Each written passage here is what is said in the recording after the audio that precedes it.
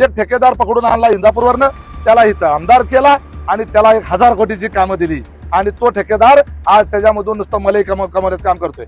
मोहोळ तालुका राजन पाटलांनी इंदापूरच्या ठेकेदाराला ठेक्यावर विकून टाकला आणि त्यामुळं असा जो ठेकेदारीची दलाली खाणारा नेता या मोहोळ तालुक्यातून कायमस्वरूपी हद्दपार करण्याची ही निवडणुकी नामी संधी आहे.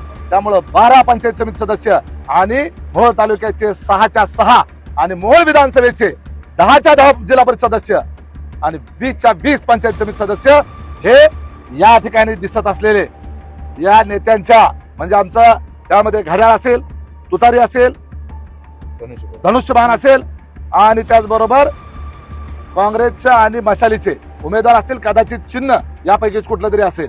परंतु ही लढाई मगाशी कोणतरी विचारलं संघर्ष समिती, ही संघर्ष समिती जी आहे ही कायमस्वरूपी आहे. ज्या ज्या वेळेला मोहोळ तालुक्यावर अन्यायाचा कहर असेल त्यावेळेला मोहोळ तालुक्याची संघर्ष समिती तशीच जागृत असेल.